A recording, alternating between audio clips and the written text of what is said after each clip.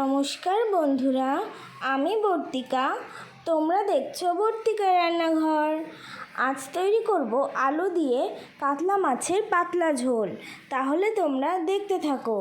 উপকরণে রয়েছে কাতলা মাছ, লম্বা করে কেটে রাখা আলু, তেজপাতা, গোটা জিরে, গরম মশলা বাটা, জিরে বাটা, লবণ, হলুদ, একটা বড় সাইজের টমেটো কুচি, আদা কুচি আর কাঁচা লঙ্কা।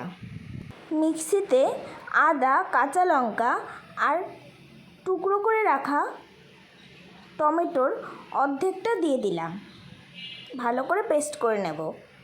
কড়াইতে সর্ষের তেল দিয়ে দিলাম। তেল গরম হয়ে গেলে লবণ হলুদ মাখিয়ে মাছের মাথাটা ভালো করে ভেজে নিচ্ছি। ভাজা হয়ে গিয়েছে, এবার তুলে নিলাম। এবার মাছগুলো একে একে ভালো করে ভেজে তুলে নেব।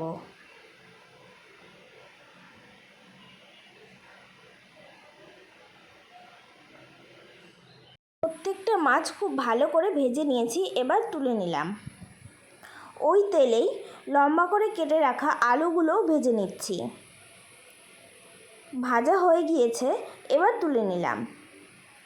তেলে তেজপাতা, গোটা জিরে ফোড়নে দিয়ে দিলাম। অর্ধেকটা টমেটো কুচি দিয়ে দিলাম। এবার ভালো করে ভেজে নেব। টমেটোটা নরম হয়ে গিয়েছে, এবার বেটে রাখা মশলাটা দিয়ে দিলাম।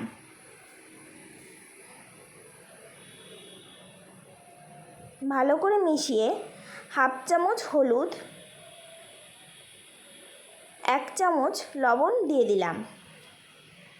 এবার ভালো করে কষিয়ে নেব। দিয়ে দিলাম ভেজে রাখা আলু। আলু আর মশলা ভালো করে এবার কষিয়ে নিতে হবে। মশলাটা ভালো মতো কষে গিয়েছে, এবার পরিমাণ মতো জল দিয়ে দিলাম। ভালো করে মিশিয়ে অপেক্ষা করব ঝোল ফুটে ওঠার জন্য। ঝোল ফুটে গিয়েছে, এবার ভেজে রাখা মাছগুলো দিয়ে দিলাম। ভালো করে মিশিয়ে নিয়ে ঢাকা দিয়ে রাখবো 10-15 মিনিটের জন্য। 10-15 মিনিট পর ঢাকা তুলে 2 চামচ মতো জিরে বাটা দিয়ে দিলাম। ভালো করে মিশিয়ে নিয়ে ঝোলটা আরেকটু ফুটিয়ে নেব।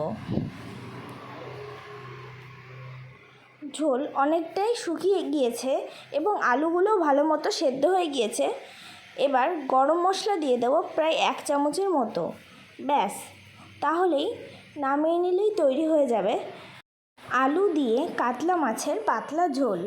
বন্ধুরা, আমার এই রেসিপিটি তোমাদের কেমন লাগলো অবশ্যই জানাবে।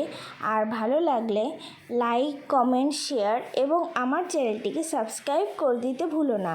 আর বাড়িতে অবশ্যই তোমরা একবার ট্রাই করে আমাকে জানিও তোমাদের কেমন লাগলো। আজকের মতো টাটা।